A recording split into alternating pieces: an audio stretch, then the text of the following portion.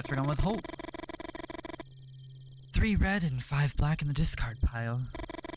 6 cards face up on the counter. 2 are red and 4 are 6. Or 2 are red and 4 are black. So 5 red in all. 9 black.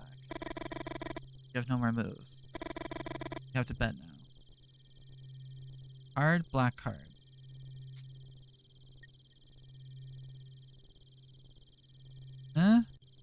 Just do red?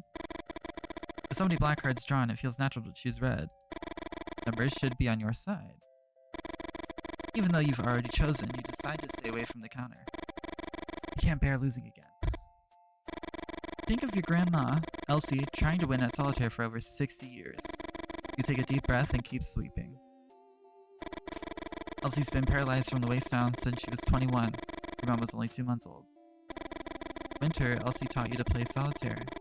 Your parents and sister have been dead for almost a year, and you've already begun to forget their fate. Although you cook for her, do her laundry, bathe, and even dress her, it still feels like she's the one taking care. Close your eyes and almost feel Elsie stroking your hair. You're 11 years old again, kneeling next to her bed, crying your heart out.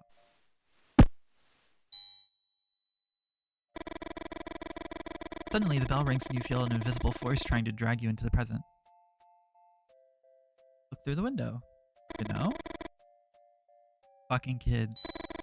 The first sprout is followed by 2 more. They step on the hose and activate the bell for a second and 3rd time. You don't know what comes over you, but you yell some things at them that you're too ashamed to remember. Justify yourself thinking that they might be the ones who got into your garage that night and stole some parts of the replica machine you're building. You won't let anyone mess with your project. The Winans steam machine gun is the jewel of your collection. Kids yell at you, old freak, and laugh sheltered by distance. Deep down you know that it can't be them. How would they know which parts of the machine gun were worth stealing? Anyway, that guard's dog's being brought over in a few days and you'll be able to stop worrying. Check the hose. Wait, if they're fucking with the hose, you might as well check it. Think about what someone told you at the bar about replacing the hose with a thicker one so that it could only be activated by the weight of a car. What happens if the kids jump with their bikes and land on top of the hose with one of the wheels? You asked. Kids are always going to find some way to bust your balls, they replied. I guess so. You try to calm down. You look at the shelves and think of the solitaire your grandma taught you. Your grandma always said that everyone has their place in the world, and that people keep dancing around without ever reaching it. To win this solitaire, you have to stop dancing. You know that the chances of winning are incredibly low, almost 0. You can't bring yourself to turn over the next card and decide to start sorting the shelves instead. Doing simple jobs builds up your self-confidence and provides you some illusion of control. Upper shelf, middle shelf, lower shelf. Well, the lower shelf seems to have more variety. Can, box, bottle. Let's do the bottle. Replace something from the... Oh, so I'm just sorting it out, I guess. Let's just do that. Can. Lower shelf. Empty. Oh, I guess we can sort this out. That'll be fun, you know?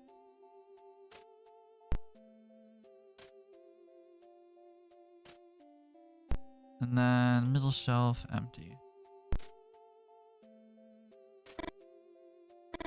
Good. One type of product on each shelf.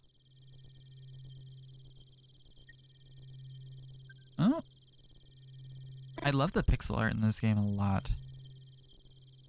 It's very well done, and I really like the fact that this developer also, I think they're in the process of developing 2 other games akin to this. One of them, I don't remember. They have 2, and one of them is like all yellow and it's placed in like summertime. I think they're all like mystery visual novels type.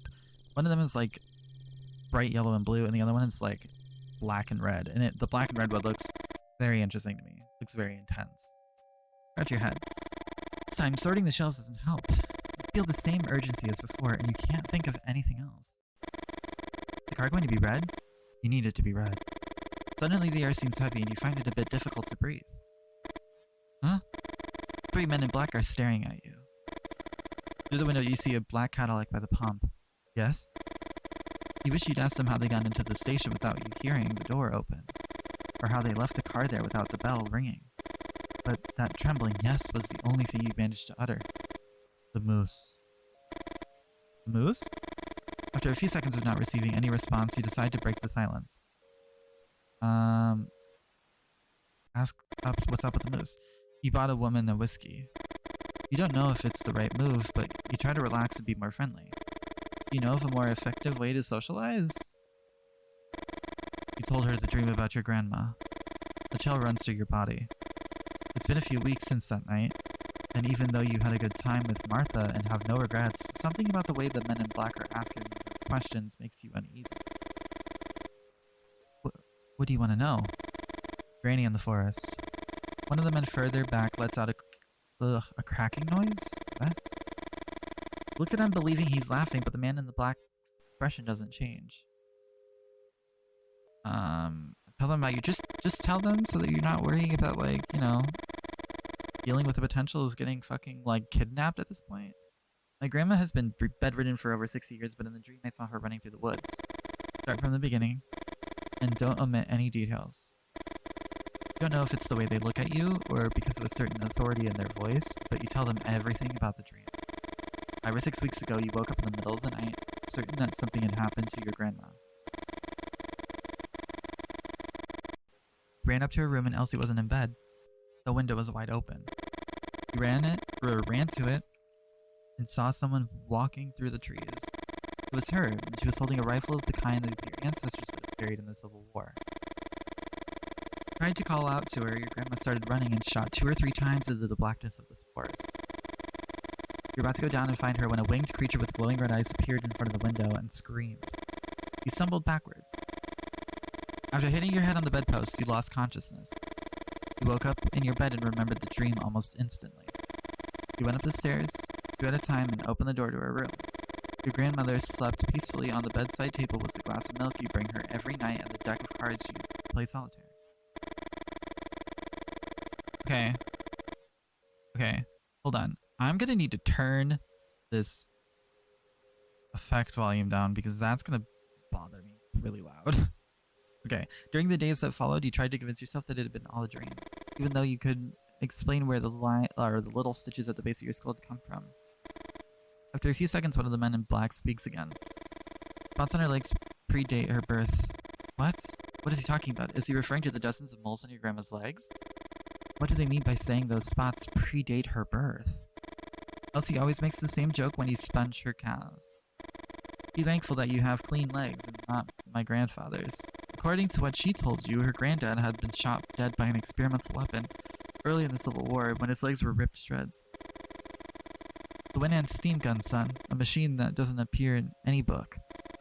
You think about the replica you are putting together in the workshop, and you wonder if it was the men in black who had stolen those pieces. Not telling anyone else about this visit told. You start to complain when one of the men in black picks up a card from the counter. The top card of the deck. Oh, Jesus, the crunch horrifies you. The teeth of the man in black seem to tear more than simply paper.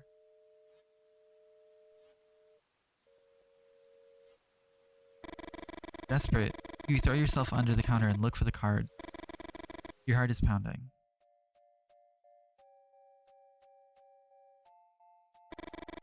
You look out the window and you don't see the Cadillac.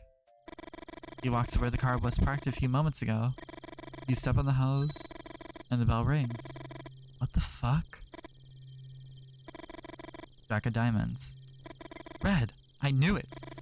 You think about the edge of the one of the men, about the edge one of the men in black tore off, and you remember the noise he made when he chewed it. Was it a threat? A warning?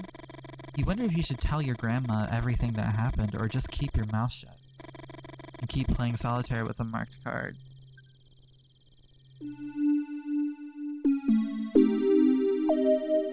Ooh, that transition is fun.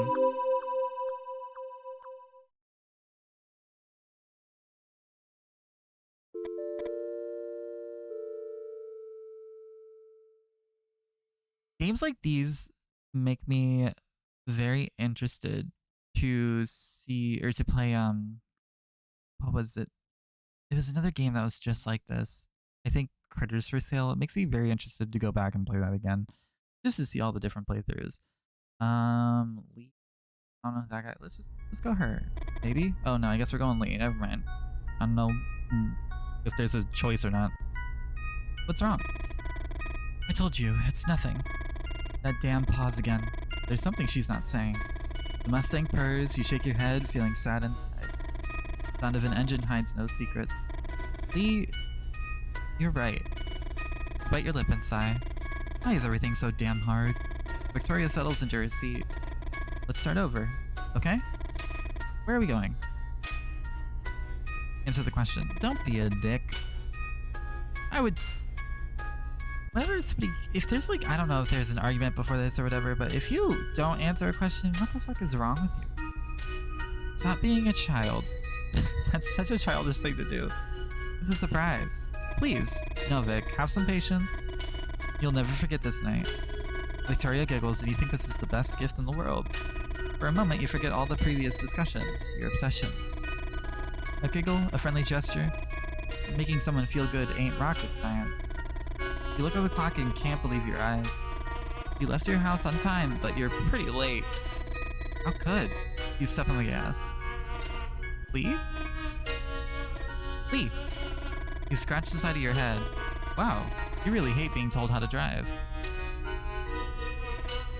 Lee? Why doesn't she just tell you to slow down? You take your foot off the gas. Thanks. Doing your best. Really think Victoria could be the one. The one? Your dad once said the perfect woman doesn't exist. Couples form when people get tired of looking and just give up. You remember your mother's rants, all those women's names she rattled off as if they were part of an endless grocery list. You won't end up like him. Anything but that. You try to smile and force yourself to be more cheerful. You want a clue? Yeah! Victoria looks into your eyes and you feel a warmth on your face that takes you by surprise. You felt the same thing the first time you saw her in college. Keep looking at her a few seconds, that seemed like forever. What? Do I have a booger? Where? You can't help laughing out loud and having a hard time containing the urge to kiss her. About the myth? That sounds interesting. One would be a source of superstition, but we're taking thousands. A source of superstition? A black cat? Victoria looks at you expectantly, desperate to be right. Bold. It happened 100 years ago. Victoria answers almost immediately. After all, you're both majoring in history.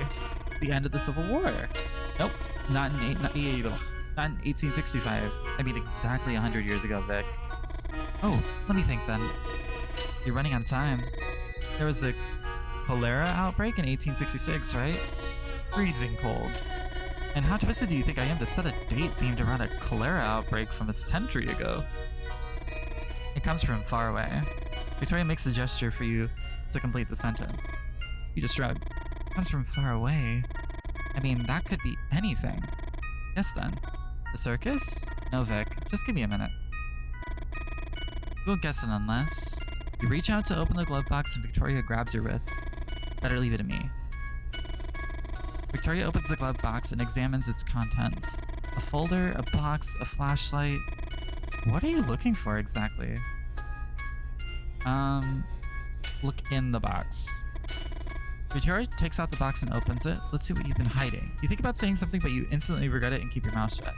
Spare change, a lighter, a pack of cigarettes? Nothing to worry about, I reckon. Keep looking, please. Victoria opens the folders and examines the documents. Some papers, insurance details. Do you want me to read some of this? Shake your head. A book. 1966 Shelby Mustang. The car handbook? No, not that. What else? Alright, got everything out. 1 second. There's this too. Victoria stretches out her hand and you finally grab the map you wanted. It's folded against the bottom of the glove box. You start talking and Victoria interrupts you. Hold that thought while I put everything back. Put the map on the dashboard while Victoria puts away the folder, and the box, and the flashlight. Oh my. This is gonna drive me insane. There's something about 8-bit music that just drives me nuts while I'm trying to read. Vic, you know I like it tidy in there. Very funny. Vic flicks through the book flicks through the book she found. Red Badge of Courage? Have you read this book 1,000 times already?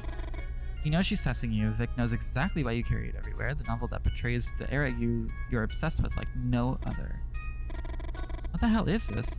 Suddenly you remember you're using the pencil sketch that Victoria drew of you in one of your classes as a bookmark. A sketch she begged you, with tears in her eyes, to destroy, and you swore you already had. Vic, I'm sorry. I swear. Watch out! Oh shit. You swerve to avoid a shape in the road. Victoria looks back.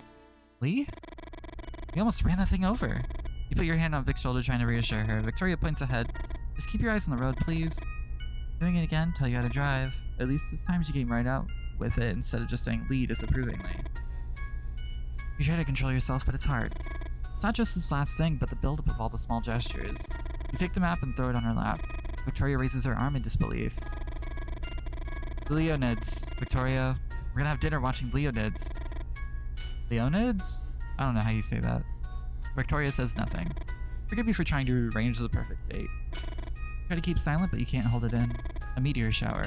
A phenomenon associated with the passage of the Temple Tuttle comet every 33 years. Victoria keeps staring ahead. In 1866, there was one of the most spectacular meteor showers ever recorded. I saw some lithographs in the library. Victoria doesn't even move. Everyone makes a wish on a shooting star. Imagine how many wishes you can make with the thousands of stars shooting through the sky. Victoria settles in her seat. You know what, Lee? Shut up. You've never heard that tone from her before.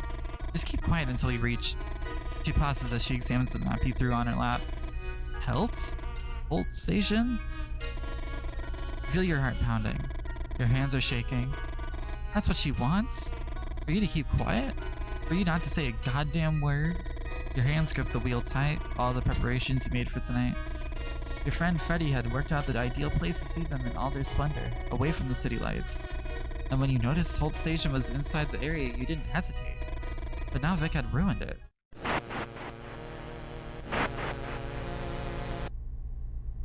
What the fuck? Something hits the Mustang's antenna. God damn. There's something about the, like, limited palette. Makes this very gruesome looking. What the hell is that? Stop, Lee. Stop. I would recommend probably not stopping. For some reason you don't understand, you speed up. Slow down. Lee, please. Lee! Hey, I'm pregnant. Victoria's words make no sense. Oh. Oh. The Mustang hits the edge of the road, flipping the car over spectacularly. Neither of you survive. Oops. Didn't know that was gonna... Well, that's an interesting way of... So wait, you can just kill everybody?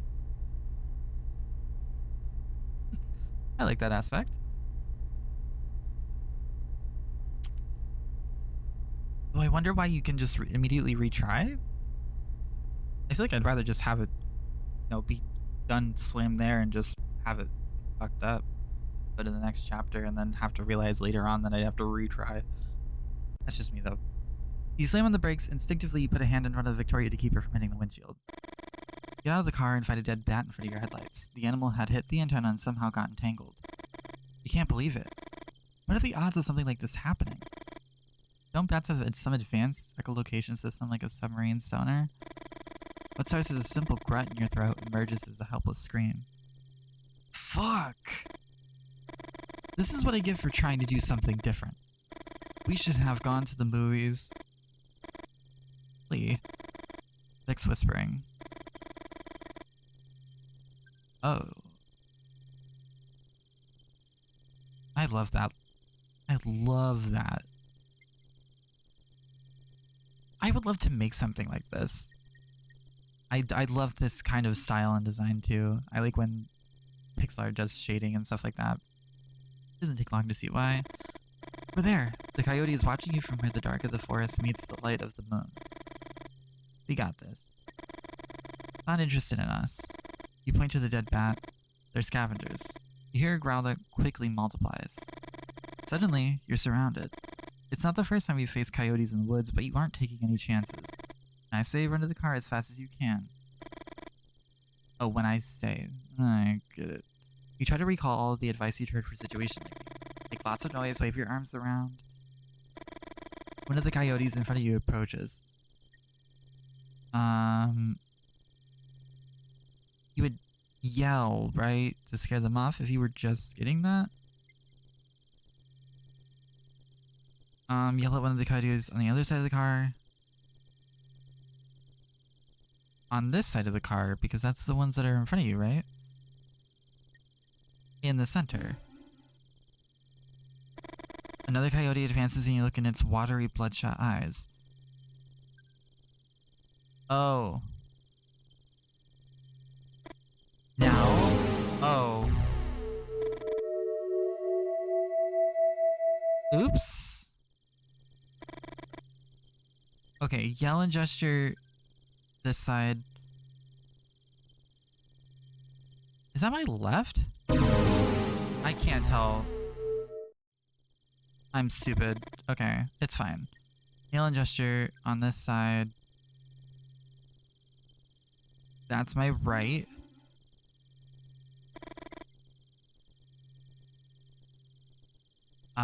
In the center. Left. Shit. 3 coyotes advance at once. Yelling or waving your arms won't be enough this time. Bang on the hood. That sounds like a good idea. The trick seems to work and all the coyotes back down. No coyote advance this time. It's your chance to go on the offensive. Run to the car. Now? No?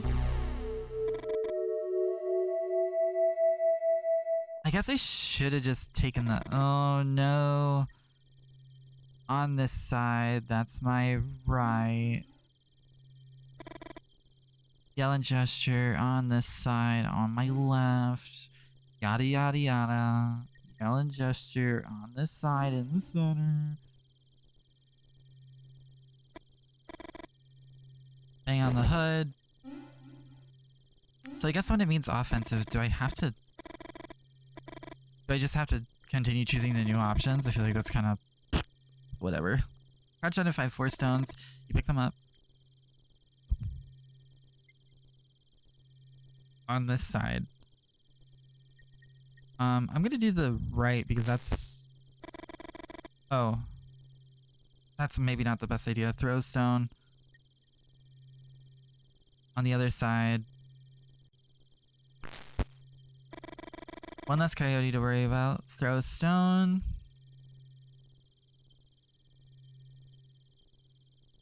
It might be better to just get them on the other side. Cody retreats and you feel more and more confident. Throw stone. I'm gonna do the center. The stone flies to the right in the middle of the coyote, making the one closest to it also retreat. Oh. Now. Oh. I guess you just have to fucking wait until everything... I thought that there was gonna be like a specific pattern that you had to follow. I'm thinking too gamer-like. I'm not thinking of like this is an actual novel thing. You know the car, close the doors, Victoria starts laughing. Although you know the reaction is more adrenaline than anything else, you start laughing too. And kiss her. You start up the car and the V8 roars into life. Resume the trip. After a few wordless minutes, you suddenly remember something. Holt, Vic. We're going to Holt's gas station. Victoria starts whistling. The doubts, the fears, everything seems a bit ridiculous now. You think about the plans you made for tonight and smile. I really like to hear her whistle.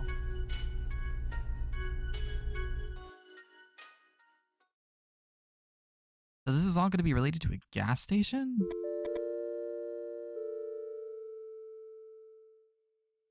Okay, I guess.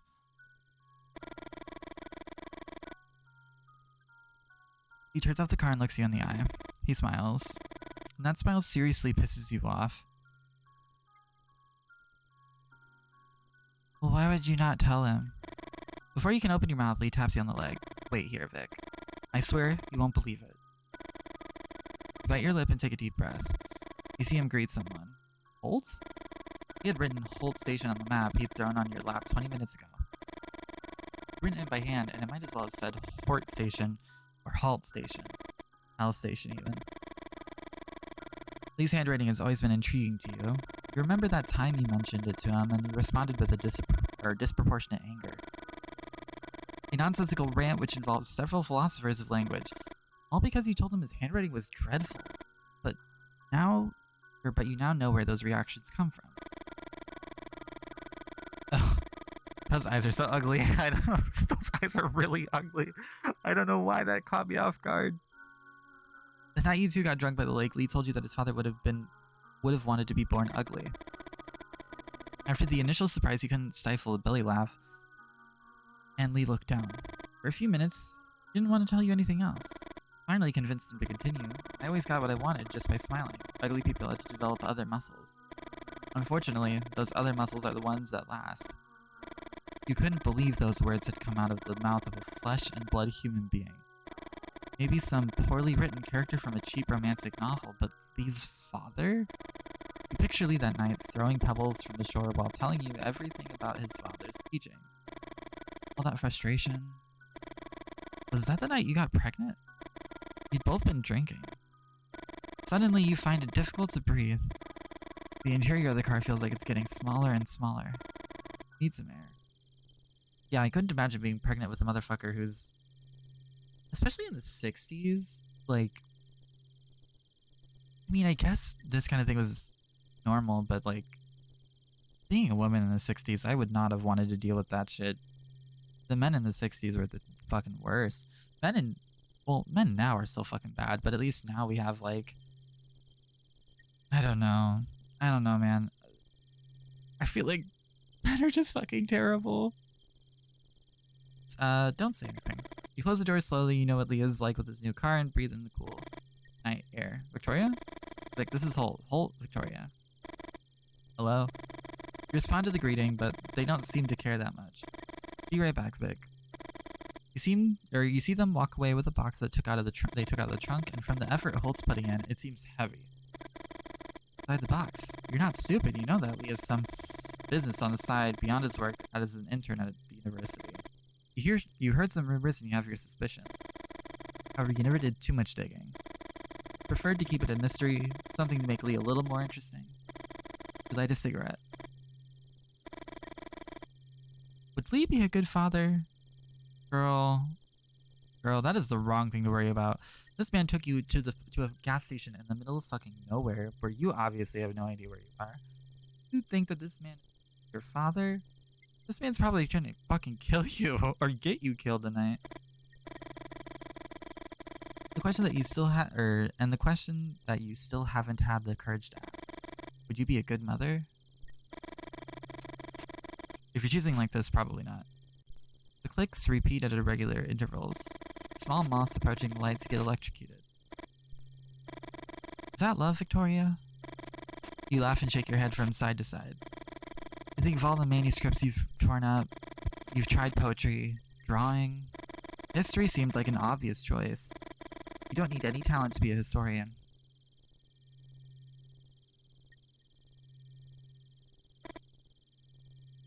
Hello? The man talks to himself while holding something in his hand. Have you seen any winged creatures flying over the area yet? For a moment, you think he's asking some kind of tricky question, and you remain silent. However, something about him tells you that he's genuinely asking. You look at the man bathed in the sign of the streetlight, and the scene fascinates you.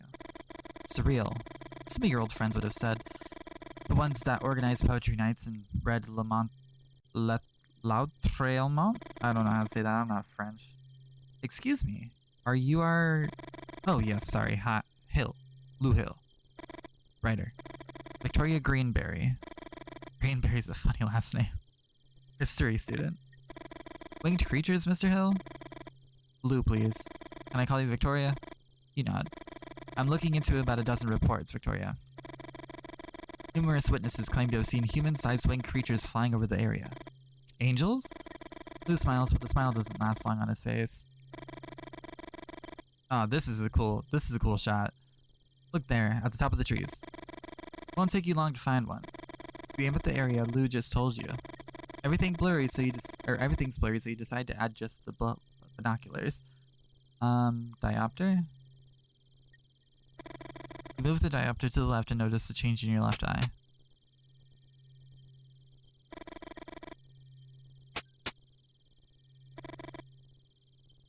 Wait. Just the focusing wheel? Oh shit. I was like, what am I doing wrong? What the fuck? It was just a second, but you saw something up there. Was it suggestion? I don't think they're angels, Victoria. Before I tell you my theory, I need your help. Did you draw in this notebook what you just saw? Yeah. Ew, I hate that face.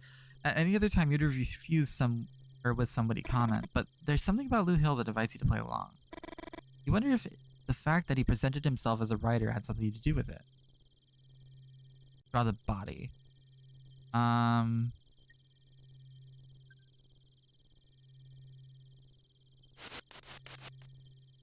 Ooh, redraw the body.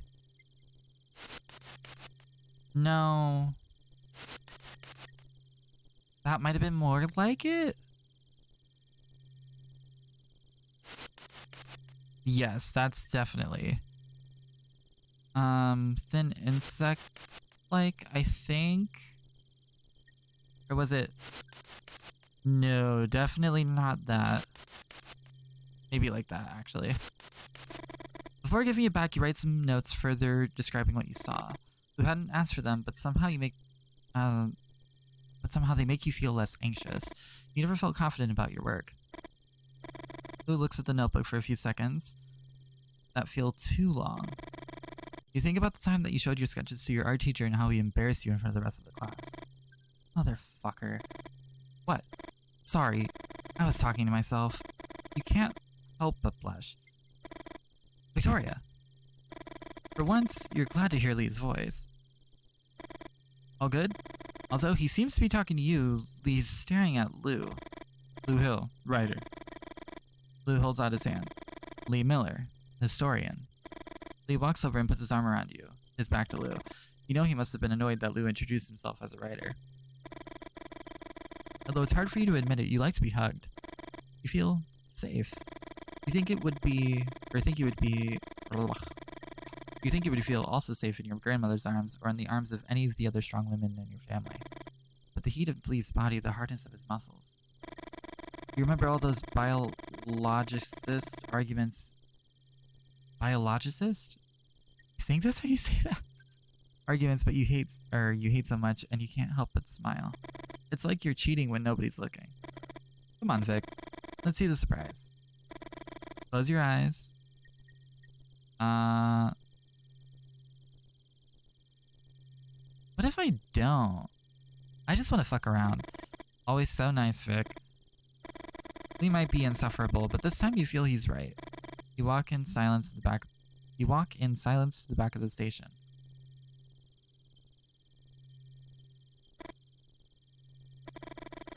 So, what do you think? Lee's smile stays put. Why doesn't he lose that damn smile? A romantic dinner for two under the same meteor shower that amazed our ancestors. You instinctively put your hand to your belly, and when you realize it, you quickly put it in your pocket. You look at the dog tied to the post. Ooh, I love this imagery here. The dog growls into the dark. Ooh.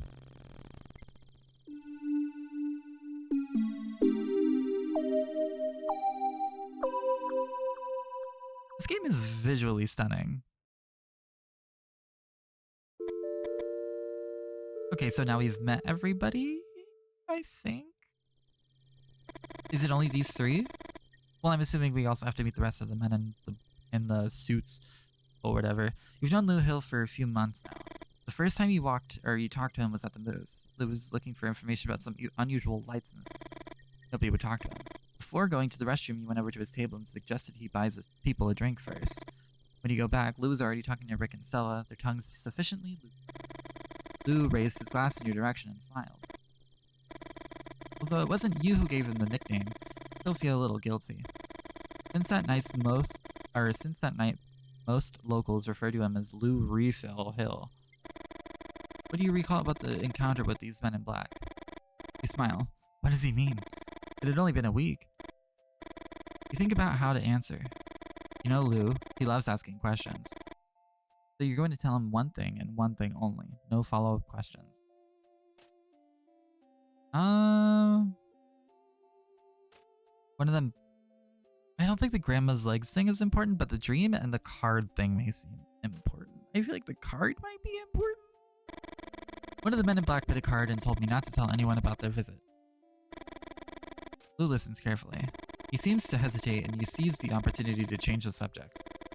You know, otherwise he'd keep asking you questions about the encounter all night. Red or black? What? The card.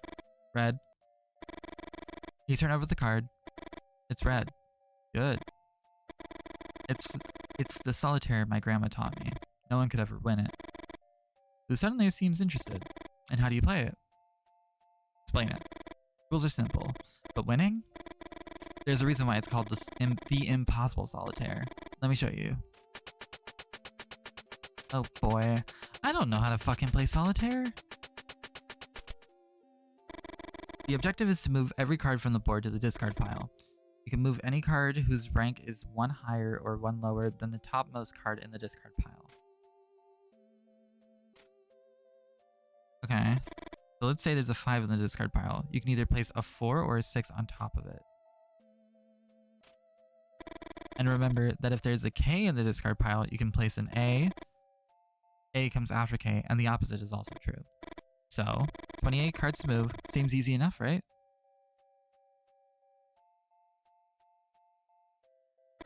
Oh, when you're stuck and you can turn over a card from the stock to the discard pile. But to turn it over, you need to make a bet first.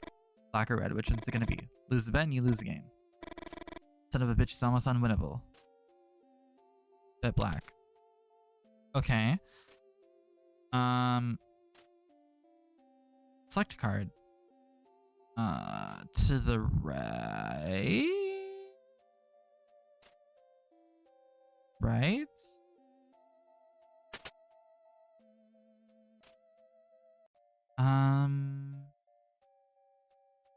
Select a card.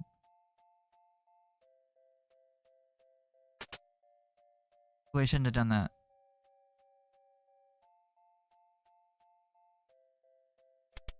Fuck.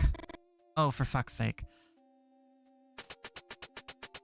Okay, maybe we can do this. Okay, we know that that's a red card. Okay, select a card. Let's do that. Nope. Bet black. Oh my god. New game. I want to beat this. This doesn't seem as hard as it's making it seem. Select a card. Discard pile.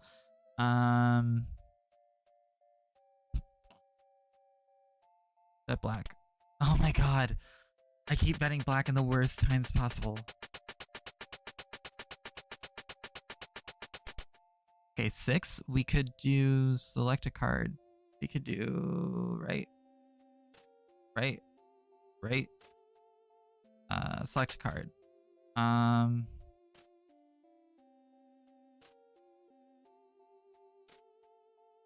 Bet black. God, dude, I have such this is gonna take a while. This is gonna take a while.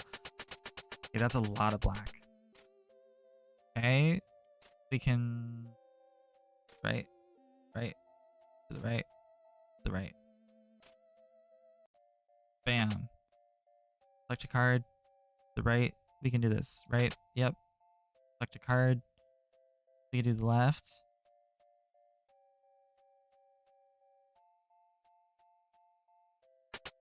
Turn over a card from the stock. Bet red. Okay. Can't do anything with this. Bet red. We can do something with that.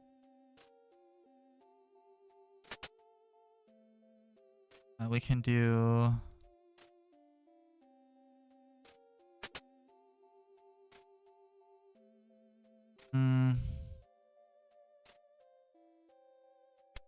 That red. Ooh. Can I... Okay, so... That red. Okay. We have the ability...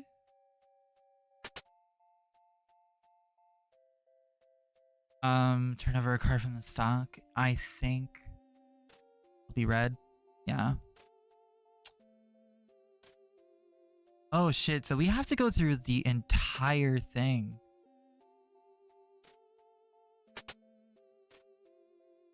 Damn.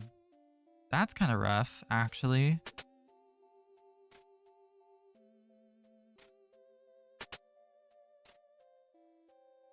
That black.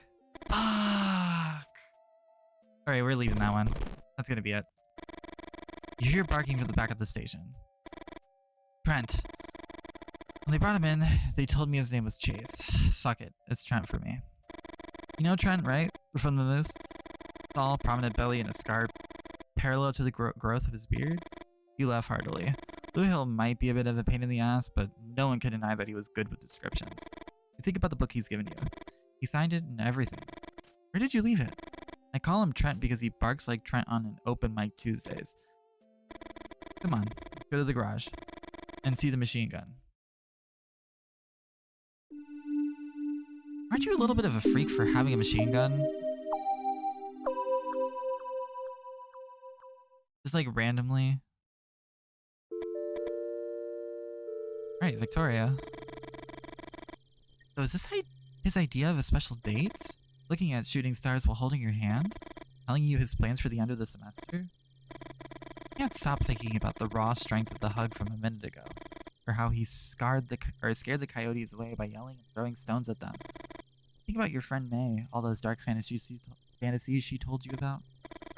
But holding hands like this, smiling and talking and looking into each other's eyes. Feeling like giving up, doesn't it? Or feels like giving up, doesn't it? You know you're to blame too. Aren't you playing the perfect girlfriend role? Don't you make eyes at him? Don't you say love whenever you call him? So is this it, Victoria? Is this what you want for the rest of your life? Why don't you make up your mind just for once? Think of May again. Of those women she'd claimed to know who could solve your situation using a coat hanger. Oh boy, coat hanger. Oh no. I guess it is this time of the century. Oh god. You wouldn't be the first or the last. The dog barks like a maniac and you appreciate the distraction. A mixture of guilt, anguish, and apathy takes over you. Ew, why does he look like that? Oh, fuck, that's freaking me out. And now what? Why is he looking at you like that? Why doesn't he say anything? Has he asked you a question? Ask him to repeat the question, yeah. I said if you're excited about the Doors. Yes, of course you are excited. The Doors, Victoria. Freddie told me they're about to release their first album, and it seems... Oh, Jesus Christ, it scared the shit out of me. Hey, Spencer. How are you doing? Scared the living fuck out of me. I was not expecting that at all. Freddie told me they're about to release their first album, and it seems like they're playing in New York. Are we gonna see them live again, then?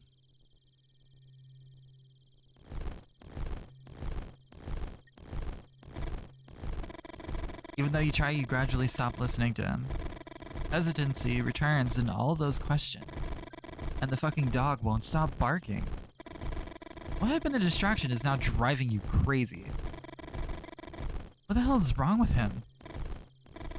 Shooting fucking stars. Why don't you make a wish, Victoria? How about going home, covering your head with a pillow and sleeping for 18 hours straight? You feel like crying and you try and calm down.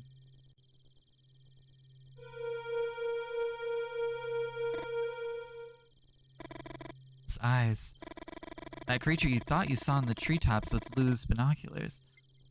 Just updating my drivers. Oh my god. I need to update my drivers probably. Because my stuff has been running like shit. Had it been real? Not just your imagination?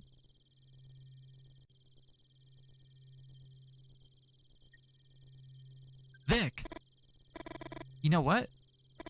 I'm tired of it already. Exhausted.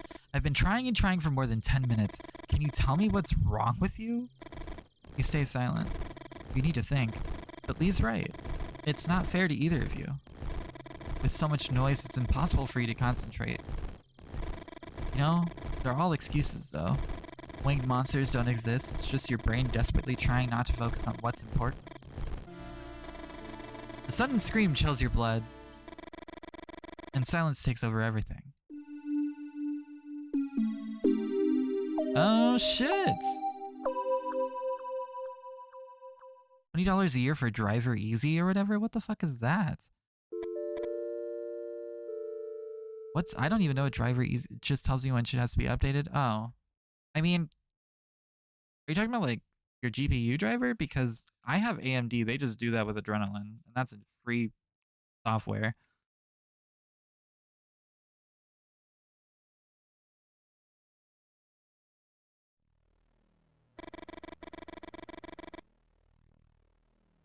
Have you met Lee?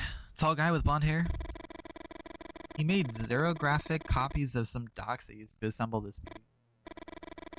Where did he get the docs from? You bite your lower lip. Do all writers ask so many questions? Lee works at the university in the history department. Lou adjusts his glasses. You don't know why, but that gesture irritates you. The wind ends doesn't work like a normal machine gun. Normal machine guns use gunpowder to fire projectiles. Do you know what the wind ends use? It does all my Bluetooth and Wi-Fi and audio drivers, literally everything. Oh, okay. Do you have a laptop or do you have like a full tower? Because I don't remember. Because I don't have like Wi-Fi drivers because I literally have a Wi-Fi like adapter. I probably do need to update my audio drivers. I have a full tower. Oh, for some reason I thought you had a laptop still. Centrifugal force. Interesting. Lou repeats the gesture with the glasses. Today Lee brought me some ketchum grenades. Do you know about ketchum grenades?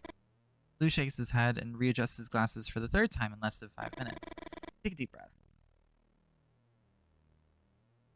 Tell him about the ketchum grenades. Although you can't stand Lou Refill Hill's tick, you enjoy talking about your collection of Civil War weapons. Ketchums are similar to footballs in shape. They have to land on the nose to explode. They were highly ineffective in Port Hudson, for example.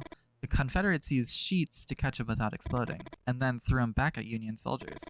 He was about to say something when you hear a scream that makes your blood run cold. Grab the shotgun without thinking twice. It's coming from the back, come on. You don't have a good feeling about it, but something's not right. You got a PC for... Well, I know you've had a PC for a year. I just thought, for some reason, I just thought you got a Alienware or something. Trent! No! Oh, shit. The dog! The dog doing? Although it feels like a dream, somehow you know the creature is real. Your dog's suffering is real. And there will be no waking up from this. Shoot the creature or run to Trent. Maybe the creature will live, though. I want to shoot it. Give me your gun. Shit. But you don't have a clean shot. Run to Trent. You hear the muffled moans of your dog, and then the fury blinds you. Drop the shotgun and grab onto the chain. Son of a bitch is gonna strangle Trent! Ask the rest to help you. Yeah, don't pull the chain. Come on, hurry! But before they arrive, you feel the pull. Oh no. God damn it. The floor disappears under your feet. Oh shit. Oh, he's up with the dog. Hold on to the chain. Oh, wow. Okay, that was a bad idea. Should've known. Lee managed to hold on for a few minutes, finally let go and fall into the thick of the forest. Tree branches penetrate your body and you die before reaching the ground. We try. Holt! You know you should hit the floor soon. Don't move. Listen to Vic, Holt. Her sister's a nurse. No bones seem to be broken. My dog. Victoria and Lee help you to your feet. Lou doesn't take his eyes off the winged creature for a single second. He let go. He just let go. What? 1 second. I know where your dog is, Holt. Wait a minute. Got something in the car. Let's go. A gift from Freddy. Cool, right? You try to get up, but you feel dizzy and stumble. Victoria gives Lee a disapproving look and helps you keep your balance. Follow me. Would have liked to smile at her. After all, Victoria just wants to help. But I can do it by myself. You get to your rifle and walk with the rest into the blackness of the forest. You should go in. That direction. No. I think we should go to I think we should go that way. Lee? Now what? The place where Trent fell. I've calculated it by projecting the point where the creature dropped it on this map. You've calculated? You've calculated, you say. Weren't you a writer? Ooh, don't mind him. Do what you want. Constantly checking the map, Lou leads the group on. We should be close. There. Your heart is pounding. Please. Compress his chest. Use both hands just like that. How curious. Did you know that the cardiopulmonary resuscitation... Okay, let me... Cardiopulmonary resuscitation procedure was discovered by... Oh, so CP... Or wait, no. CRP. CRP? CPR. Am I crazy? Oh, cardio CP pulmonary. Oh, I'm stupid.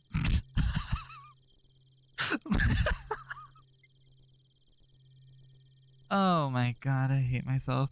Was discovered by Dr. Knickerbocker while he was trying to save a dog? As he speaks, Lou carefully examines the tops of the tree. Was that Johns Hopkins University? Victoria rests her hand on yours and moves her head from side to side. Without pressing it, a few tears roll down your cheek. The interesting thing is what happened to the dog afterwards. I'm gonna shut up. Lou, shut up. Shut up or I'll shoot you right in the face. Ooh, god damn. Why didn't you shoot? Why didn't you try to blow the creature's brains out? Deep down you know that that's just the guilt talking. That maybe there was nothing you could have done differently to save him. Lee, have you seen Lee? You stand up and look around. Lee's gone.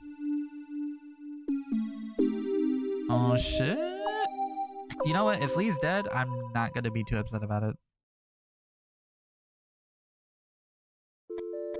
Oh, never mind. I guess we're playing as Lee. You walk faster to keep your thoughts at bay. What the hell is wrong with her? Why does she even listen to him? Ryder, says the fucker. What a loser. You walk through the woods, confident that you will be the one to find Holt's dog. What then, Vic? What weird little face you will make? Oh. Hello? You feel like someone is watching you.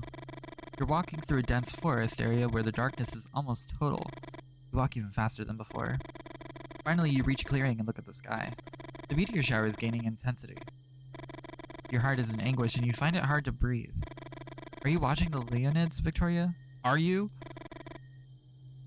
You hold your head in your hands. Boys don't cry, but you do. You gotta cry. Even though this motherfucker literally is grown up to be like an incel in the 1960s, which I mean, I guess most men fucking were at that point. But like, this man is being grown up to be just like that. And if he wasn't crying, I feel like I would just be promoting this motherfucker's lifestyle. I don't want to do that. Like 16. You'd come home early and found him hitting your mother. Oh, Jesus Christ. You tried to separate them and your father took it out on your ribs. His blows were like a rain of sledgehammers and his breath reeked of alcohol. He pushed you against the wall and you ended up on the floor. Your mom was clutching your head when your dad took a deep breath and kicked you in the stomach. won't hit you in the face because it's the only thing you got going for you. Oh, sorry, excuse me for the burp. One day you won't have it anymore.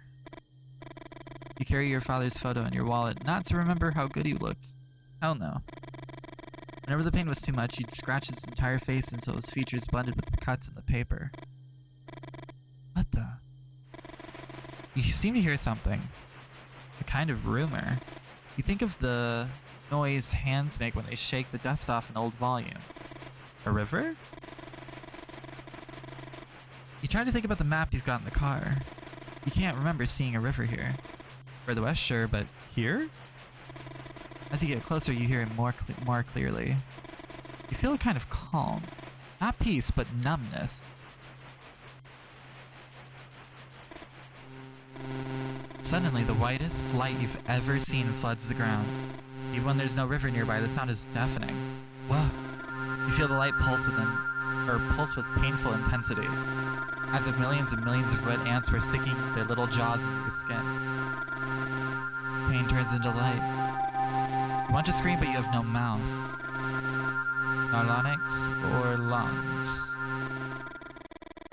Nor larynx. Oh, I get it. For some reason, I read that completely wrong. The white that precedes everything consumes you. You don't know how long it takes. You feel the urgency of what is yet to be.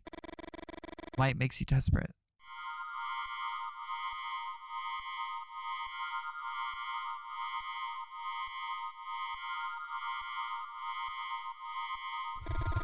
You feel the white light leaving your body, and you hear your own voice screaming at the top of your lungs. What the fuck? You drop to the floor and cover your head with both hands. You're filled with a sense of completeness that you cannot explain. We all need a little darkness.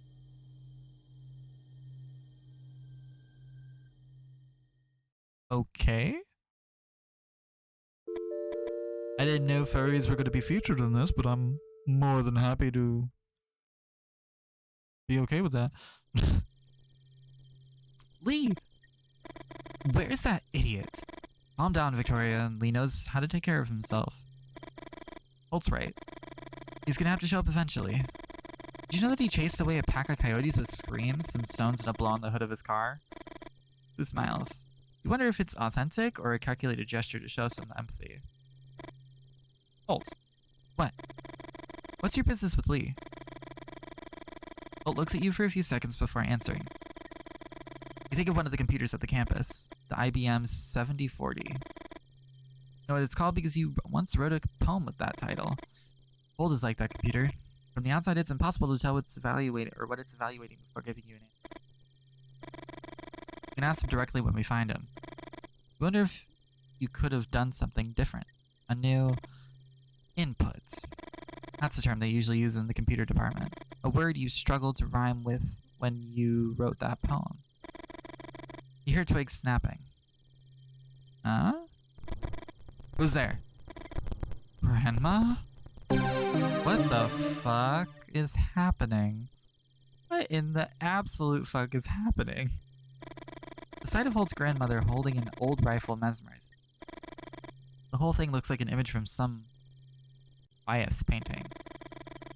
A wet dream for almost any of your classmates.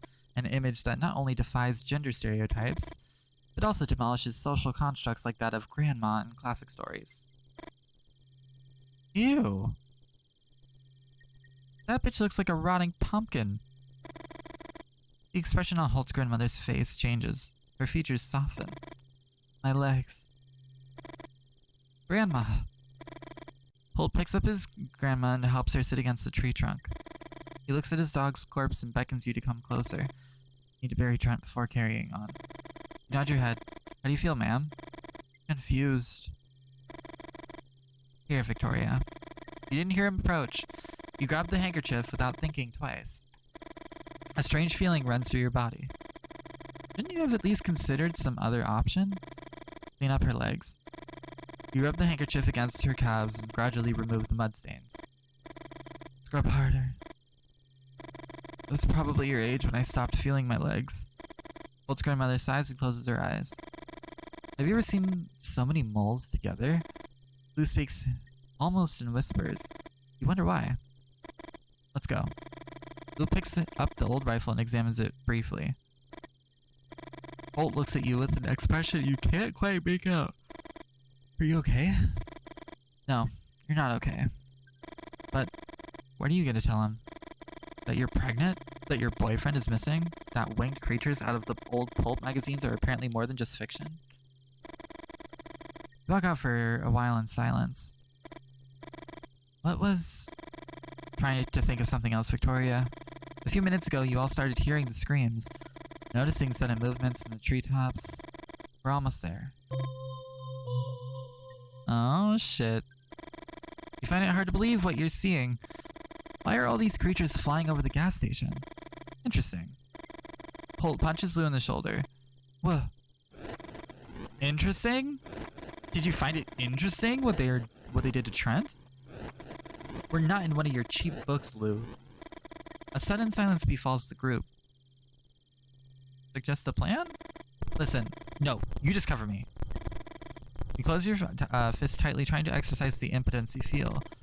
Was it hard for him to hear what you just had to say? You shake your head from side to side. What's even the plan? Running with his grandma in his arms?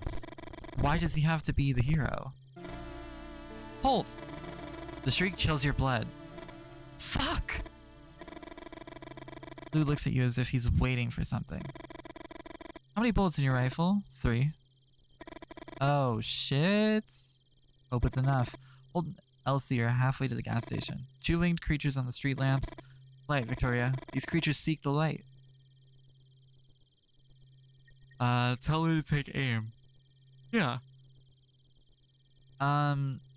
I can't tell the perspective that we're looking at. Okay, so they're here. So farthest lamp on the right. Closest lamp on the right.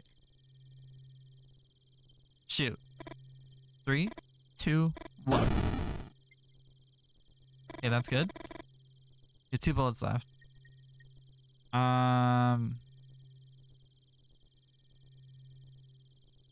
Center?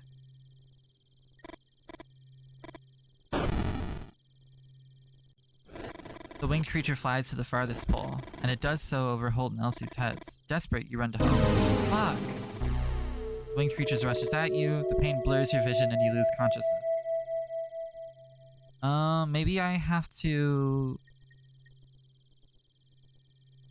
Okay.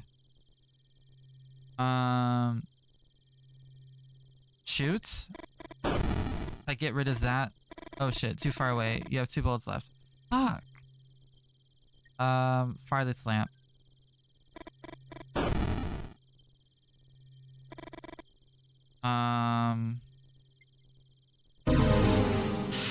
Yeah, I don't know what to do here. Okay. If I aim for farthest lamp on the right, shoot. Okay.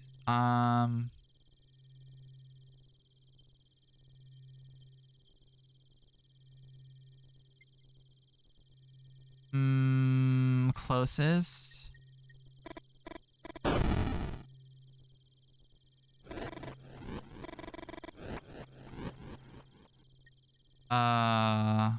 Center lamp.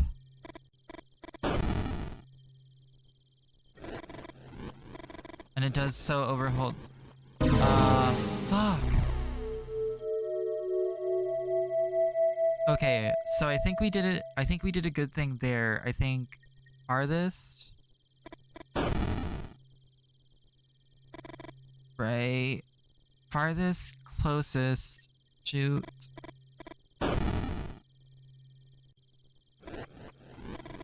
One bullet left. Maybe...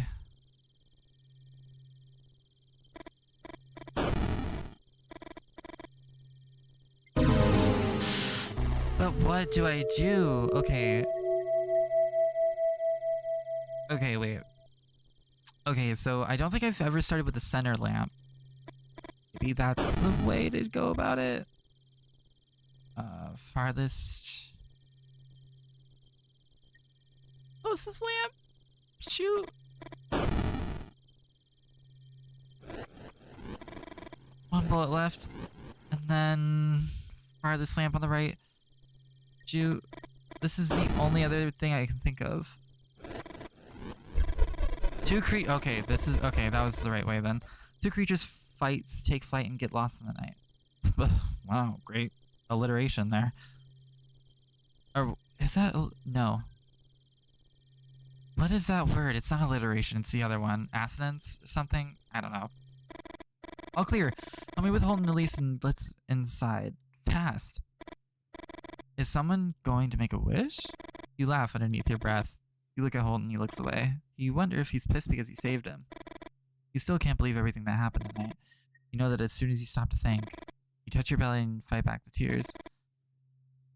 Lou looks at his watch. Oh, Jesus Christ, that scared the shit out of me. Leonids are reaching their point of highest intensity.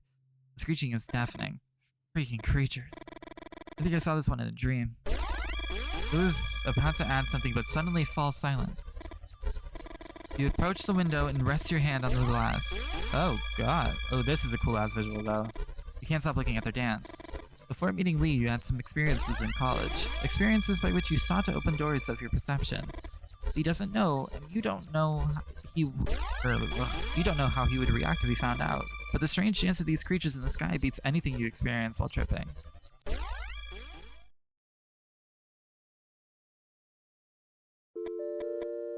Okay. They called him the Javaro of the Hills. What he did lacked a ritual component. It had nothing to do with the taxidermy business, even less with mummification. His shrunken animal heads were art, sold as collector's pieces. One afternoon, Liam, his only nephew, stole a bear head. The head that had been emptied of a viscera and was floating in a solution his uncle used in his early stages of the miniaturization process. Liam lifted the head out of the bucket, wiped it dry, and put it on, like a helmet. He stripped naked, left the house, and ran into the village. Liam entered the church in the middle of his mass, screamed at the top of his lungs, waving his arms up and down as if he were clawing. One of the congregation members pulled out a gun and shot him. You remember the sheer terror you felt when you saw the bear man running towards the altar. This is worse. Huh? Worse? Worse than what? Change the topic. You don't feel like retelling something you already went over in your head. What about you, Lou? Guess you heard some things, right? Lou adjusts his glasses. Lou refill, Hill. You think I don't know what they call me in town? It may be true that some people make up stuff to get a beer, but imaginations have limits. And in the long run, we tend to rely on real experiences when telling a story. Mothmen. They're somehow related to the Leonids and the gathering of all these creatures. Maybe he's right, and all the creatures outside started to appear after the aerial dance of these Mothmen? Mothmen? Why the name? Moths are attracted to the light. You look at the sky illuminated by dozens and dozens of shooting stars and you nod. You like the name. Not because of the Lou's explanation, but because you know it's easy to squash a moth. This isn't the first time that Mothmen have appeared during the Leonids. Asks what he means. Among some of the other references, they're mentioned in the oral histories of the Ojibwe, I think, collected in the diary of the Jesuit missionary in 1683 who even dares to draw them. Many believe that the creatures described in this diary are thunderbirds, but the Jesuits' drawings look much more like Mothmen. And the most interesting part is that he draws lines around them. Some researchers think that these lines are kinetic, a way of representing the speed of the creatures. He slides his finger across the glass, following the trajectory of a shadow or of a shooting star in the sky. But I think these drawings depict Mothmen with Leonids in the background. We're talking 1633, 1666, maybe. Grandma? Better? What are those shrieks, love? It's painful for you to see how confused she is. 1 second. You turn on the radio. Static.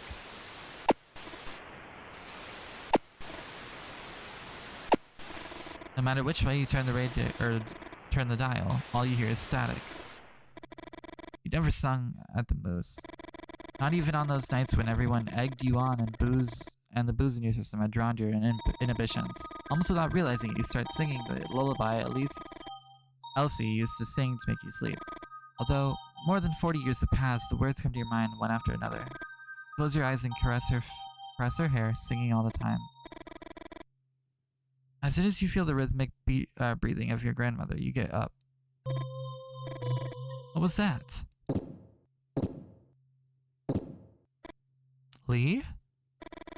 Victoria tries to hug Lee while he babbles something you don't understand. At no time does he look up. Where the hell have you been? Victoria. I thought... But he's here. Give him some space. Thank you. Lee takes a few seconds to start speaking. I think I got lost in the forest. Babe, take it easy. Victoria grabs his arm and Lee tries to smile. I thought I heard the sound of a river, and I felt someone looking at me. After walking for a while, the noise was deafening. But there was no river. Lee starts to cry. Victoria tries to calm him down. As soon as he regains his composure, Lee keeps talking. And then came the white. I don't know how to explain it. It was as if I could see everything and nothing at the same time. And a goat looked up to the sky and watched the shooting stars. It stood on its 2 legs. Like this, you know? Just like us. What the hell is going on? I think the time has come. Let me tell you a few things. Lou clears his throat and begins to speak. Although you can't understand or can't stand his tics or his false dramatics, you want to know what's going on. Bleed-ins occur every 33 years. Some are intense, like those of 1833 or the ones in 1866. Others are weak, 1899 for example. And those are the ones we have records of. You notice that Victoria grabs Lee's hand. Lou walks over to the window and points to the sky. This year, they're intense again. 1866, 1966. Why 100 years difference and not 99? That 1-year discrepancy bothers me too. And I think it has to do with the problems of our calendar, and the periodic adjustments that we are forced to make. Tell me, have you ever seen a medieval manuscript? No one answers. Just as you're about to open your mouth, Luke continues, they are usually adorned with warrior rabbits standing on 2 legs. Do you think these rabbits came from the imagination of medieval scribes alone? Those rabbits existed, and they were annihilated by man. Each meteor shower spawns new bipeds, and it was in one of those storms that mankind arose. What makes us different from all of them is that we survived, by destroying any other biped that came along, or by reducing them to the realm of gossip or fiction. Outside, the creatures begin to fight. Why? What motivates them? And what about Lou? Should you believe everything he says? After all, Lou is a writer. Your grandma's cough sounds like the noise of a tractor's engine refusing to start. Grandma? You have to kill them all. Oh god, that sounds bad. The voice which she speaks seems to come from much further back than her throat. We have a secret weapon, and we would use it to finish off the upright beasts. But they decided to test it in the war. Elsie? What are you talking about? I wanted to take the winnings from the battlefield. And your grandma caresses her legs. I just want to finish the mission. Victoria and Lee look at each other. Lou walks up to you and tells you almost in a whisper, I bet the moles on your grandma's legs correspond exactly to her grandpa's wounds. You ever tell Lou about your grandma's legs? Confused, and Lou seems to notice.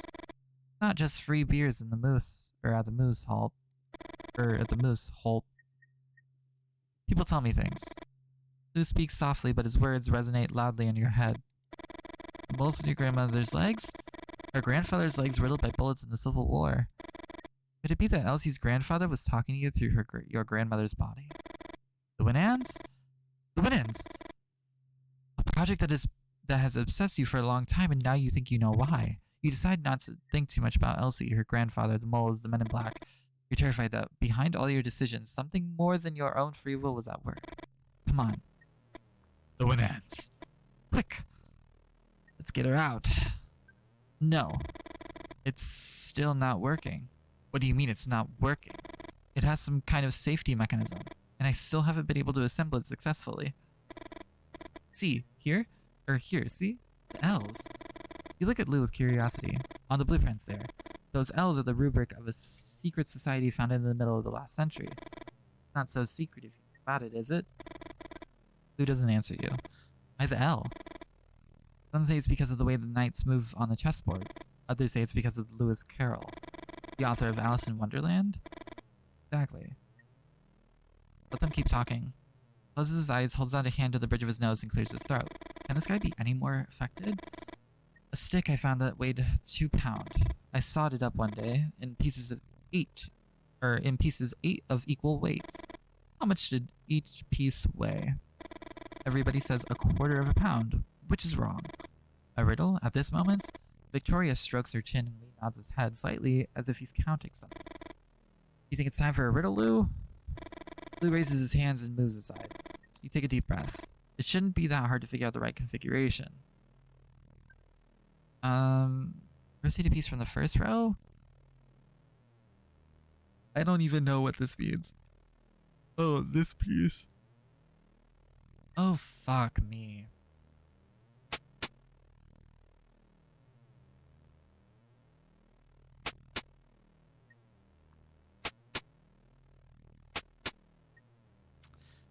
Man, I don't even know.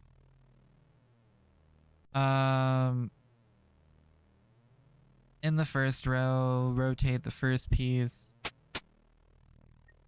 back. First row, second piece. That looks like it connects pretty well. Back. Examine pieces, second row, first piece. Okay. Examine pieces, second row, second piece. Oh, I see. Second row, third piece. Third row, first piece. Third row, second piece. And then third row, third piece. Bam. Okay. For some reason, I thought that was going to be a lot harder than it was. The mechanism locks into place with a click. Although outside the creature's shouts are getting louder, you can't help but feel a certain happiness. The Winans is finally complete. Now everybody out. As he stands in the next to the Winans holding a rifle. Lee, Lou, and Victoria stand back a little. You crack your knuckles and take a deep breath. At the helm of the Winans steam-powered machine gun, you feel something strange. Kind of hard to put into words. As if somehow the present has given way to the past. Rabbit men. They are weak creatures.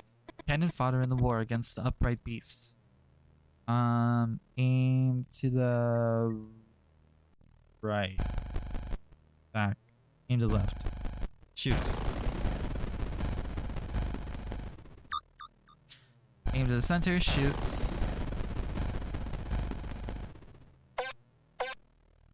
Alright. Aim to the right. Shoot.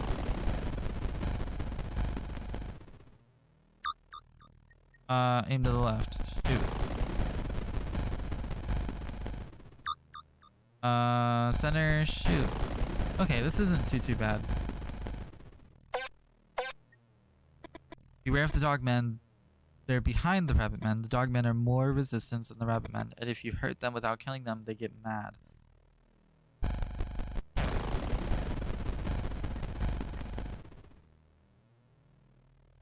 Okay.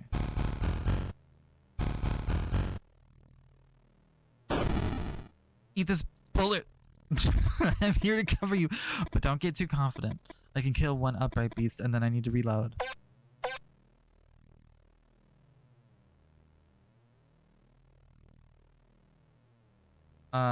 Hey! Where are you going? Aim to the left, shoot.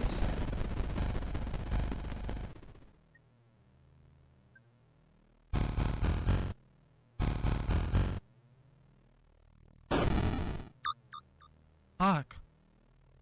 Wait.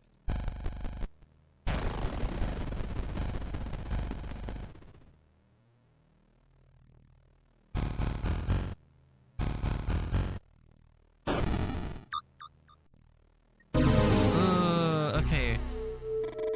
So you try to defend yourself, the jaws of the creature Closer on your neck and you bleed to death. I'm confused.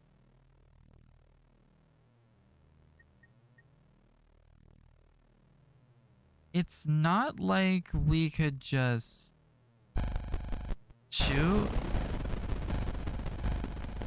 I feel like this is the least...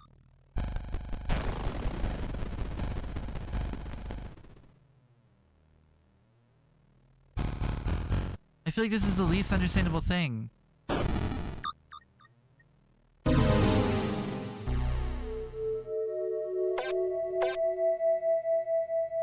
What?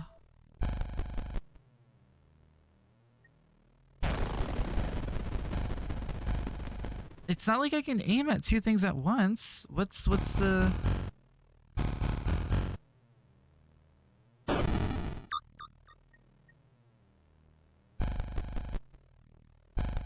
I'm confused about what it's asking of me, because, like, that doesn't make any damn sense.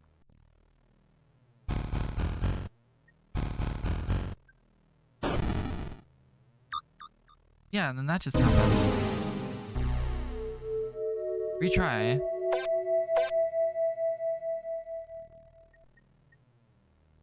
Okay, I have 5 balls.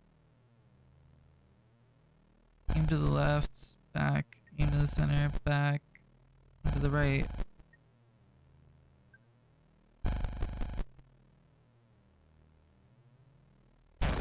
Am I crazy?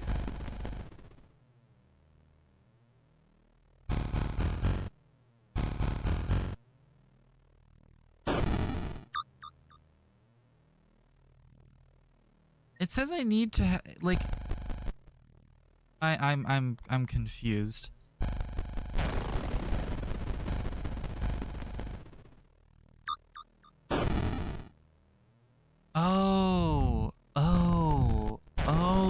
Okay.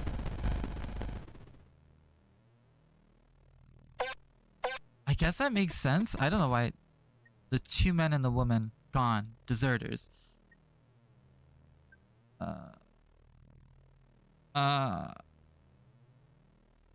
You shake your head from one side to the other. You know that Lou was the first to leave, and then the helplessness eats you up inside. Go look for them. But if we're going to fight here, we all fight together. Oh shit? I don't want to keep running away. I should be out there and win my Red Badge of Courage. Red Badge of Courage is the title of the Civil War novel you read and reread over and over again. It tells the story of a Union soldier who flees the battlefield. From that first act of cowardice, the only thing protagonist longs for is to receive a war wound. Definitive proof that he would become a man. Your Red Badge of Courage? You want a real Red Badge of Courage, Lee? I'm pregnant. Your head spins. You find it difficult to organize your thoughts. You're going to be a father? You think of your own father, of all your suffering. I don't know if... I'm a coward, Vic. Lee, did you know that Stephen Crane wrote Red Badge of Courage without ever having set foot on a real battlefield? First time you saw Lou, you wanted to twist his arm and break him into his knees. Now, you smile and put an arm on his shoulder. Thanks, Lou. Come out and fight. None of you move. Out, I said. My Red Badge of Courage. Lee, don't. Push. Push her out the door, right?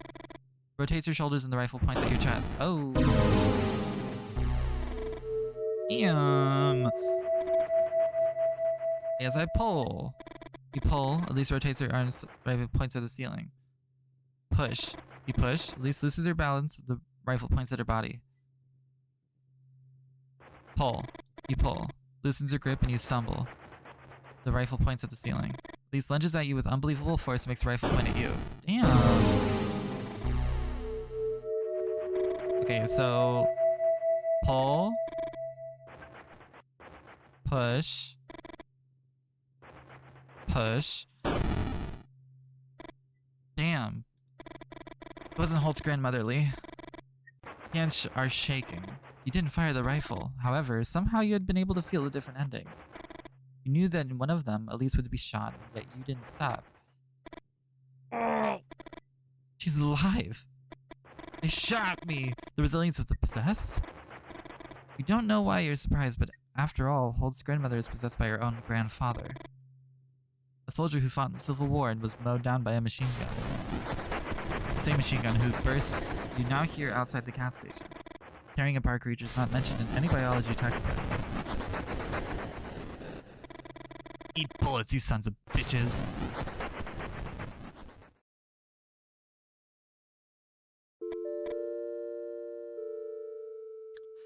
So far, I'm very much so enjoying the story. I really like the concept of having a story based around what I thought Mothmen was. I thought the Mothman was just like some random ass creepypasta.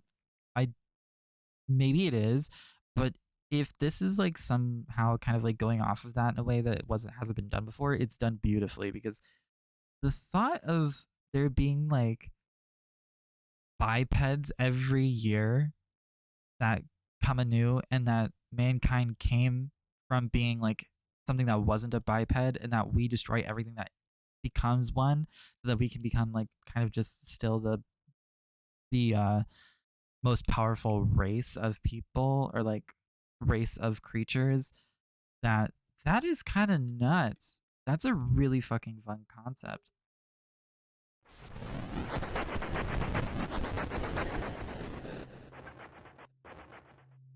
Now, you don't think about it too much. As Holt fires the Winans machine gun, you run as fast as you can. If you want to survive, you have to get away from here. The only word you can think of to describe what you see is pandemonium, and not only in the traditional sense, a place of noise and confusion, but in the original sense of the word, a place where all demons congregate. He tries to make himself heard over the gunfire and the shrieks of creatures. To your left, Vic. Wait, what, Vic? Wait, I just accidentally clicked that. Rip your belly open. Horror clouds your visions. Lose consciousness if you ever wake up again. Not bad. Left. You feel jaws closing not far from your neck. You try to run faster. Get down. Get down. You duck down. Oh, I didn't realize that there was like a health bar going down there. That was my time limit. You duck down and feel the claws of a creature graze the back of your neck. Keep running. Right. Right. The pigman tries to grab your arm, but you manage to get away. You're almost there.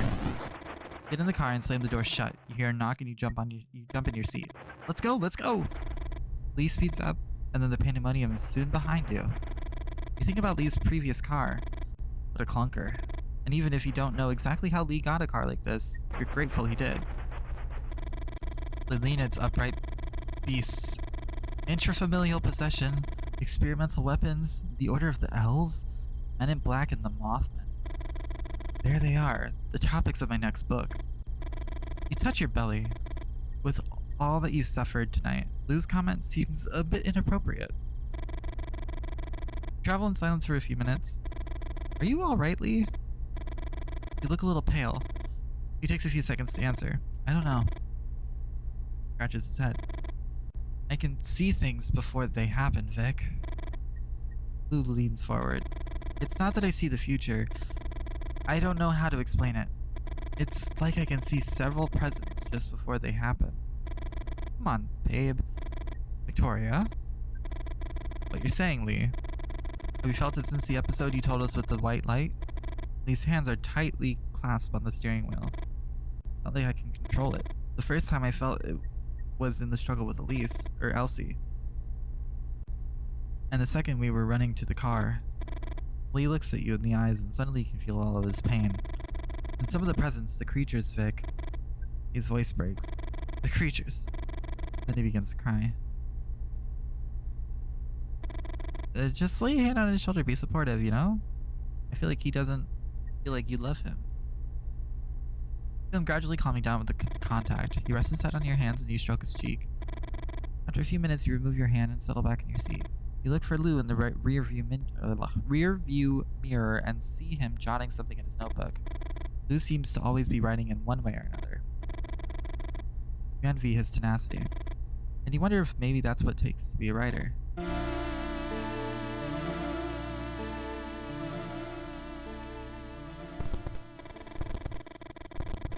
I don't know what the fuck that was.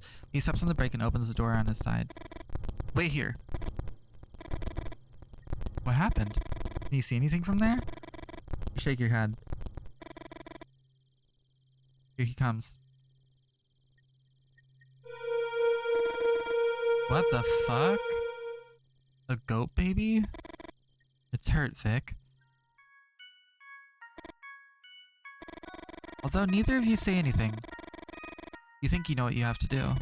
Lee kisses you on the mouth and starts his car. In the backseat, Lou clears his throat. I don't want to be anticlimactic, but the demonization of the god Pan, Satan, as a male goat. You do know that there are records throughout history of bloody wars against goatmen, don't you?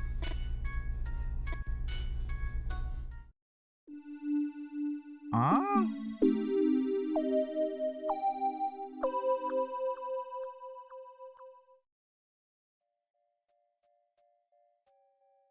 Was that it?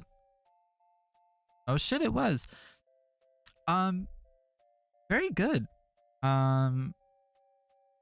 I do like the indication that they're gonna be raising a devil's child, or like a demon child. I think that's either they're raising it or they're gonna kill it. I don't know, but I feel like the fact that Lee found it and was like, "Yo, this is, yo, we gotta, we gotta keep this." I feel like that indicates that they're gonna take care of it. But very good. I like it. Oh, 8 years later? Not done yet? And not 33 years later, so...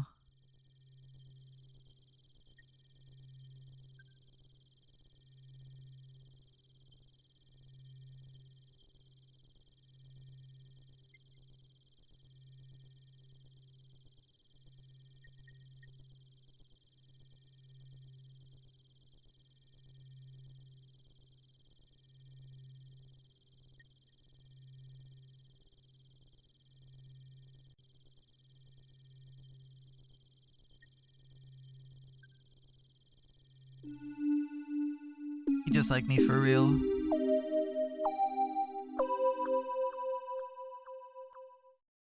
So they did raise the kid.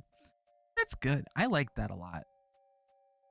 That was a genuinely, like, very good short experience. Obviously, it's definitely meant to be more of a novel than it is a game in particular, but I think that that's a really, really, really, really interesting concept. Also, really well done style and everything too. All in all, just a good game in general. Highly recommend it to anybody who wants to, like, go through all of the endings. I don't personally, but that's also just a me thing. I don't really care to go through like another hour worth of gameplay just to see something slightly different if there is multiple endings. But let's check the gallery. Let's see what else there is. Yeah, so there must have been like a really inaccurate drawing. Properly to an unheard question. Trying to leave business with Holt. Oh, somehow I died all possible deaths. That's funny. Survive all cryptid waves. Did I not? Oh, I guess I did. I guess I didn't do the keep shooting thing. Okay. That's fine. I'm fine with that. But no, this was a fantastic game. I'm very happy that it exists. Right? Thank you. And also, thank you to this team of people. I'm excited to see the rest of their work. Very much so.